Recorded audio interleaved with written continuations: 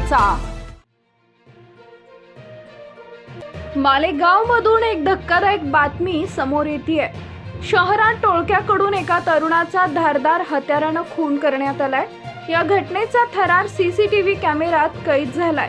मालेगाव शहरातील अख्तराबाद परिसरात ही थरारक घटना घडली आहे। बिडी गोडाऊन जवळ जुन्या वादातून अंदाजे 5 ते 8 जणांच्या टोळक्याने एका तरुणावर अचानक हल्ला केला।